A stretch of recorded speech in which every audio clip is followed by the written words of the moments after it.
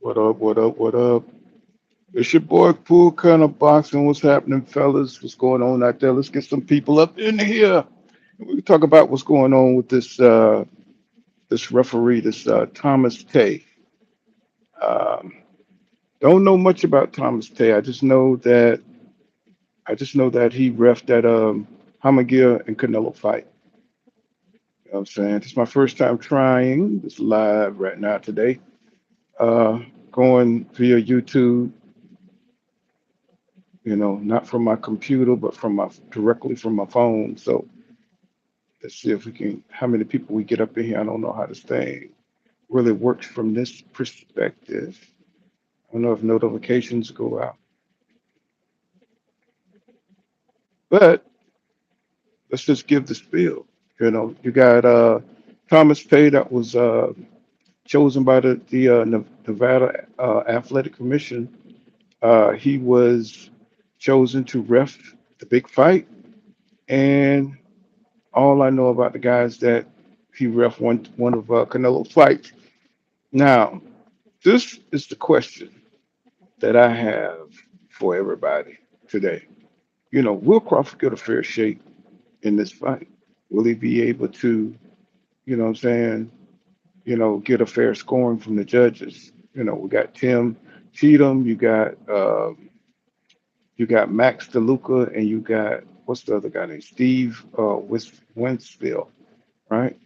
All of these guys got one thing in common. They all have judged Canelo fights. And I don't see anything where they judged a Terence Crawford fight or anything like that.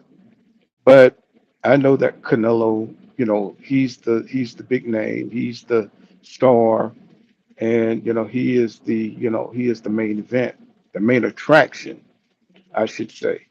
Um, so my concern is, will Crawford get a good shake in this fight?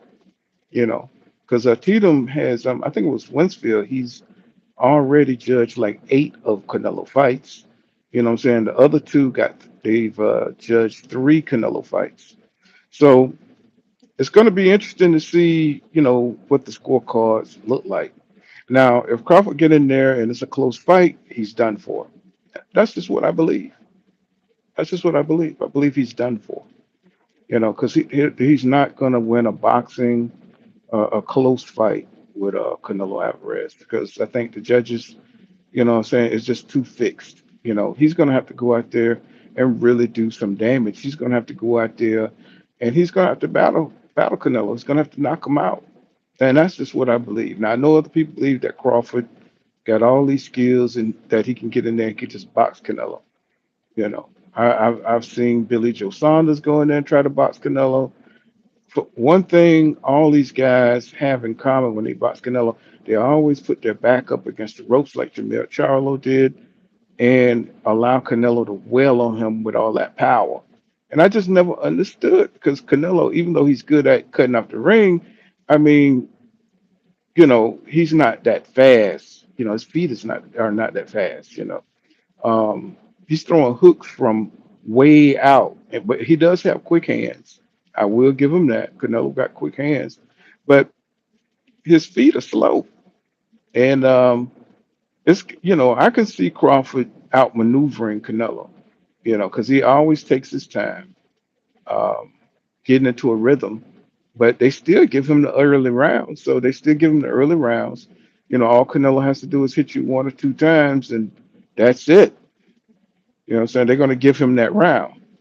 It just is what it is. So it's going to be a pretty good a pretty good spectacle. You know, See how Crawford moves. What I'm saying, with them extra pounds. I do not believe that Crawford is going to go in there the full 168 pound. Um, it'll be smart for him to go in there a little lighter. Kind of like Jamel Charlo did. Uh, Hopefully, I hope he don't perform like Jamel Charlo though. I tell you that right now. Um, but we know Crawford is a different beast. You know what I'm saying? He's a different kind of fighter. He's got a lot of pride. He's like old school with it. He's not going in there just to go along to get along just to pad Canelo's record.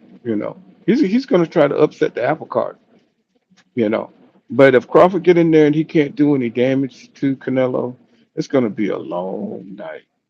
It is going to be one incredibly long night for Crawford. And the sad thing is, we know Canelo has a chin. You know what I'm saying? He has a hell of a chin. He's got that pit bull neck. It's gonna be and he can move his head. He got good head movement. It's gonna be a hell of a fight. And then you got these judges. You know, these judges are like the elites. Because they always judging these damn Canelo fights, and they're getting paid. I think I looked at the how much they were getting paid. I think they're getting paid like 20,000 or something to score this fight, which don't seem like a lot when you think about the grand scope, but that's probably a lot for judging. You know what I'm saying? Just sitting down scoring the fight. Um, a lot of these guys got back-to-back fights, and if you don't believe that somebody got a damn beach house on Miami Beach somewhere, I tell you that right now. I tell you right now that I bet they're getting perks. They may not be getting all cash or whatever, but I guarantee you they're getting perks behind the scenes. Um, and then you have the same people, repeating, judging the same fights, the same fighter, and over again. We got to, they got to change the system where, we get some fresh blood in. That way, the corruption, or the perception of corruption isn't there. You know what I mean? So, everything with Canelo comes self-contained. And it's just like it's hard to get off that Canelo train. Once you get into his world, it's almost like Jake Paul. He controls everything that happens in his world. It's his reality, it's his money, it's his show basically. Um, I hope Terence Crawford go in there and he can break the cycle, and we can get boxing back as a sport and not as an event type of situation. You know what I'm saying? I'm so tired of the just the different events. We got Tank going over there and fighting the exhibition. Um, no, you just had a controversial fight with Lamont Roach. We want to see you get back in there, man. You know what I'm saying? We don't want to see you run off and do an exhibition fight. Oh man, this dude just put a blemish on your perfect record. You know what I'm saying? He put a blemish on your shit. So you need to get that back. You should be trying to get that and knock that blemish off of your record. That's why everybody's confused. People are confusing with the bit, with getting with your legacy, straightening out your legacy to thinking that people hate Tank.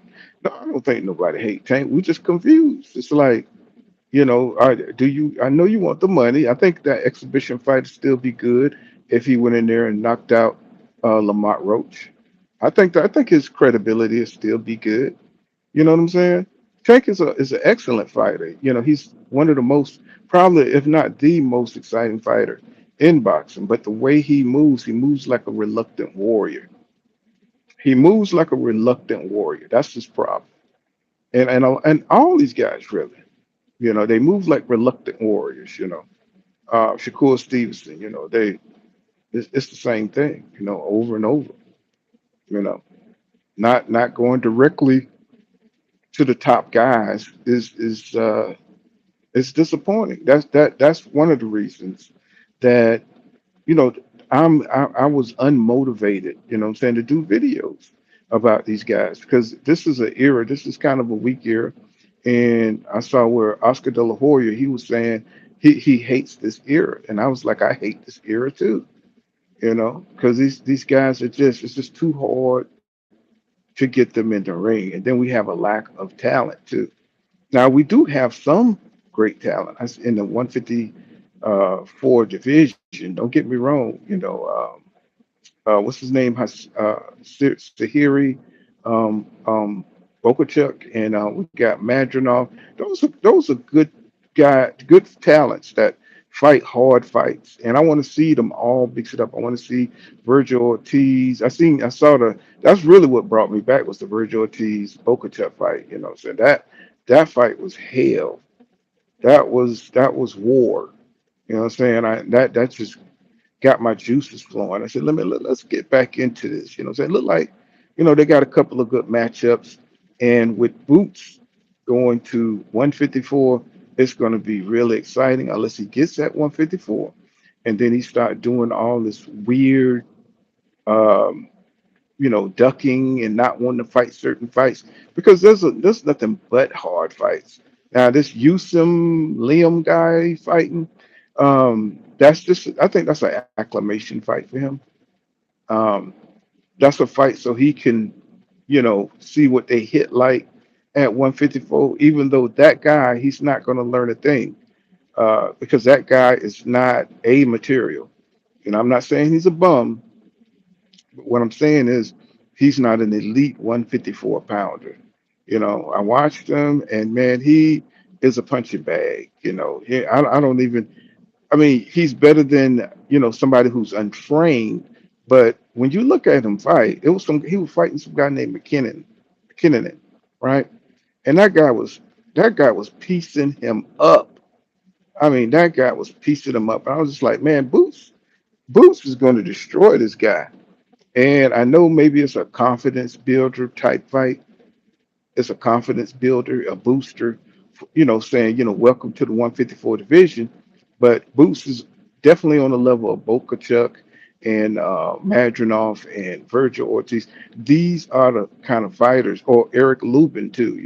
Eric Lubin. We want to see all these guys mix it up. It's time to cut the hesitation. I know they're trying to build a fan base for Boots. They're trying to keep him busy, and it's definitely a busy fight because this guy he has like zero chance of beating Jerron Boots. But it's been so long. I just want to see Jerron Boots in the ring before he loses his edge, and I want to see him fight one of the Uzbekistanians or the Russian. I want to see him what he because we already seen what Terence Crawford could do against Madronov, which was a hell of a fight. Um, that was a hell of a fight. Crawford, went in there and did his thing. It was a beautiful, beautiful match, and I just want to see what Jerron Boots Ennis can do. You got to be strong. You got to have power. You have to have your power got to be consistent to fight them guys because they pressure so hard, right? You got to be able to back them up off you. And one thing about it, Terence Crawford, he just went blow for blow with Madronov, and Madronov kept coming. And that's just the kind of stamina and conditioning you're going to have to fight those kind of dudes because they come from such a rough background. All they do is eat and breathe boxing, right? Which elevates that division, right? So I'm looking forward to see David Benavidez get back to the lane and get back into his bag. Everybody thought that he wouldn't fight David Morrell Jr. And it's just amazing, that he went out there and he fought David Morrell Jr. after so many years of people saying that David didn't want to fight that guy. You know, we giving these guys a little bit too much credit before they prove themselves, right? Too much, what I'm saying? Because when they get in the ring, even though Morrell did, have a good showing, he did have a good showing, but it was the experience that was the problem, and that's what we all talked about. He wasn't too far off. Maybe if he would have waited another year, maybe another 6 months or so, and gave himself a couple of more fights or something, he would have been able to edge it out with David. But clearly, it was the experience in the fight is why he lost, and that's why I don't mind Boots taking this kind of fight because if he gets in there with those bigger guys, he's so used to being able to withstand those punches from 147. That you get to 154, that's a whole different ball game. Now you're fighting guys that's your size. You're not just a big welterweight. You know what I'm saying? Now you're fighting in your weight class. This is the weight class probably Errol Spence Jr. would have been fighting in, and maybe even 160. You know what I'm saying? They're always trying to cut weight and get that advantage. Um, what's going on, retro game fightbacks? What's happening, bro? Greeks, what's happening, bro? I'm back with it. You know what I'm saying? Trying to catch up with all the changes in the technology and everything. Trying to really get back on track with this boxing thing. Look like we got some good fights coming up um, on the horizon. Shit, I'm looking forward to Virgil Ortiz and um, what's his name, Eric Lubin. Man, that's gonna be off the chain right there, man. That's gonna be. I know Lubin is gonna take this fight seriously, even though I do believe that Lubin Lubin has, he's got a little wear and tear on him. You know, for Virgil to even take that fight shows me that he's coming into his own as a fighter, right? He's coming into his prime as a fighter, right? He's willing to take these kind of risks. He just beat Chuck, and that was a hell of a fight. So it look like Virgil Ortiz is going to be that dude that bring boxing back, because he's that type of fighter that's going to get in there and bully you, and he's going to come forward. He's got that Mexican style. I love it, man. I love it. I didn't think Virgil was going to come back strong the way he's been coming. Um, you know, I'm just looking for. He says Crawfish went life and death. Yep, at 154.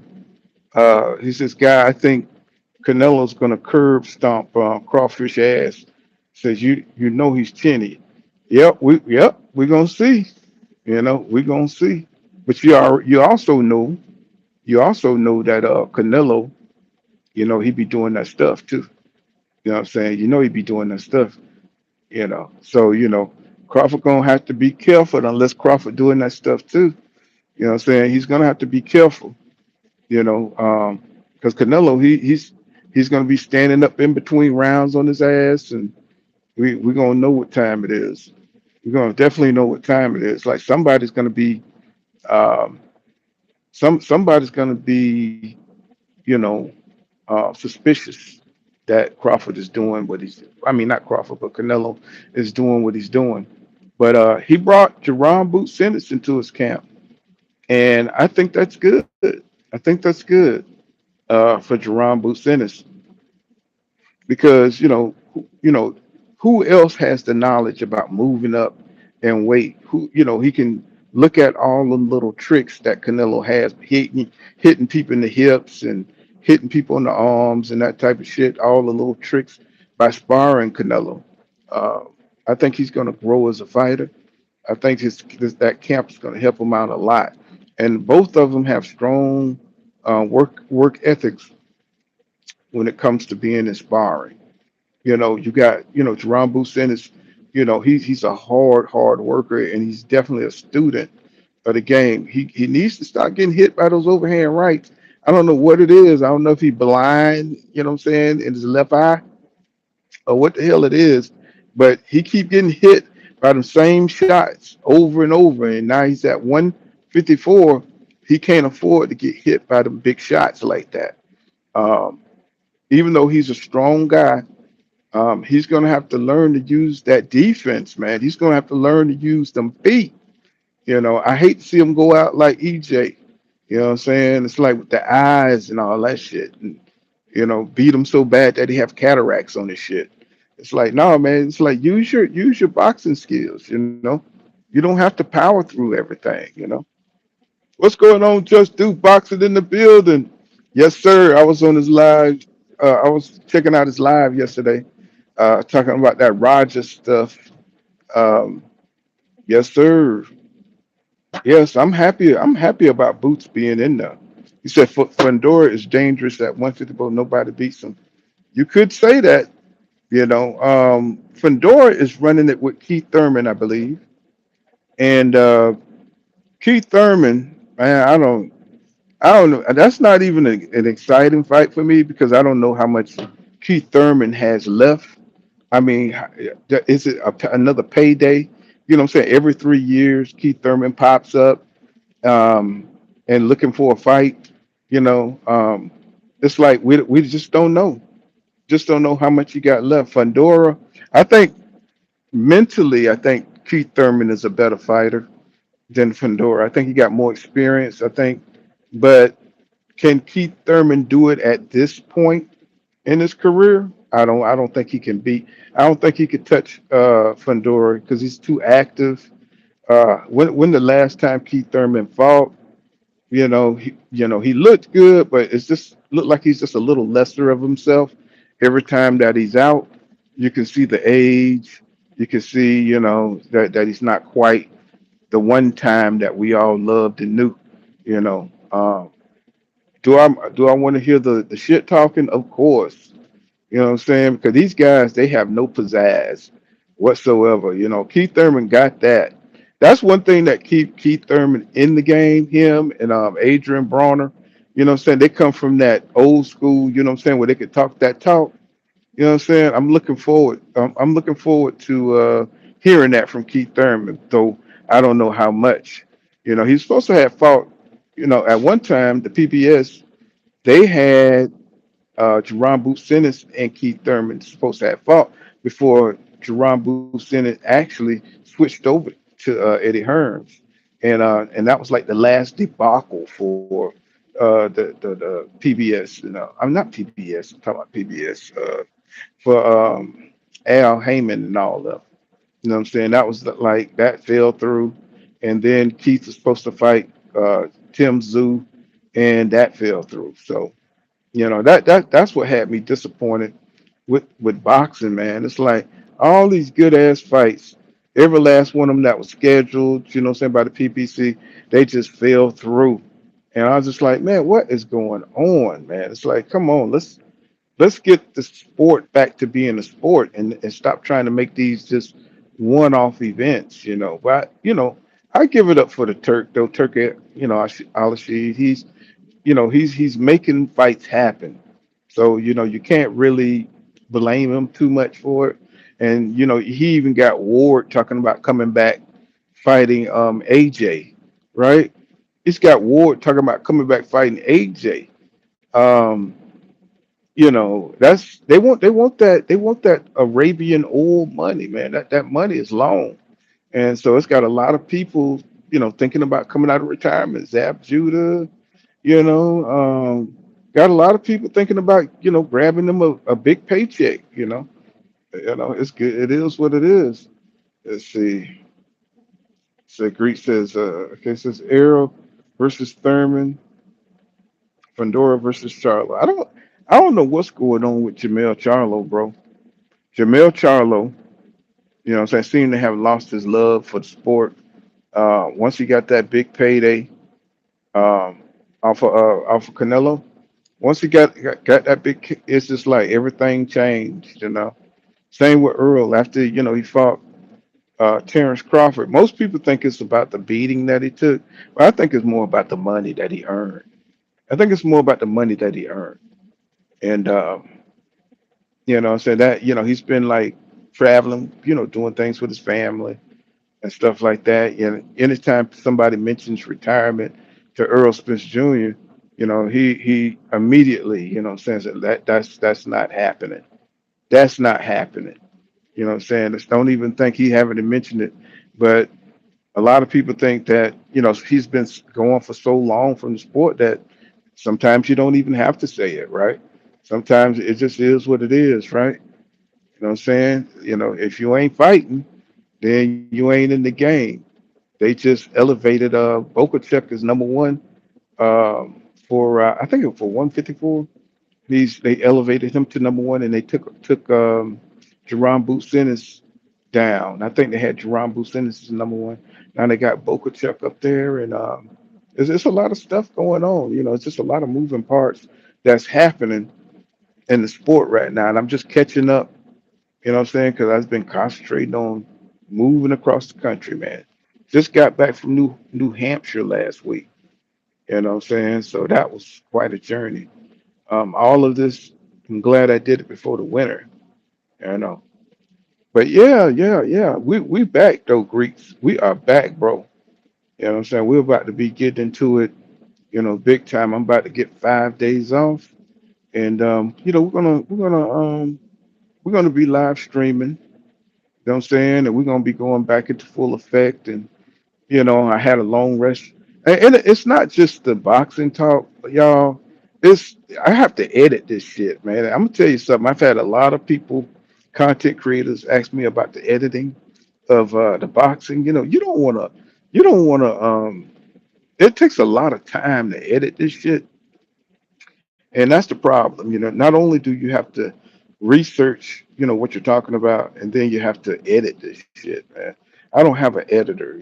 I'm a person to edit my stuff for me. I do everything myself. So, and then I gotta work. So, it's just a double whammy. And then you be up late at night when you're supposed to be sleeping and shit. You be trying to edit this stuff in. And yeah, if you don't believe, if you're not getting the good fights, and the guys are not doing what they need to do in the ring, you don't feel like doing that shit, man.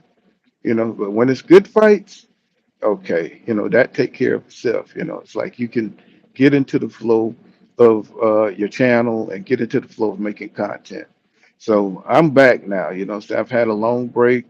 What I'm saying? And we're about to get into these damn fights that's coming up, and we for to talk that talk, and we for to get into it. But this is my first time trying this live off of this YouTube straight off my phone, and you know, it worked. Look like it's working pretty good. So you know, later on, I'm gonna go off of my computer, and we're just gonna do a good live stream.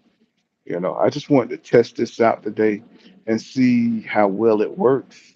And but y'all put in the comments and let me know if y'all think that these judges, I think it's Tim Cheatham, it's what's the guy name, Max Loca, and Steve Weisfield, right? Um, I think I said it earlier, where they've all had. I think one had 3 fights. I think Steve had 8 fights that he judged for Canelo, and let me see, what's the other guy name? The other 2 had 3 fights that they judged by Canelo. So it's gonna be hard for Crawford to get a fair shake, I believe. I think everybody knows that. You've seen what they did to Bivol. Bivol dominated Canelo, and they tried to make it a draw. And what's that one guy? I think Thomas Taylor. He um, he ref the Manny Pacquiao fight, and y'all know that was some bullshit. He was refing that Manny Pacquiao fight with Mario Sporios, and y'all seen how that turned out. That shit was some bullshit. That was definitely a bunch of bullshit. You know, um, Manny Pacquiao, that wasn't no damn draw. That was Mario Barrios taking it easy on the legend. And if Thomas Taylor ref that fight, what I'm saying, that we might be getting ready for a damn debacle that's coming up. So, but I just want to come on, Greeks. What I'm saying, glad you back, brother. What I'm saying, my number one brother up in here, and we're going to be coming back.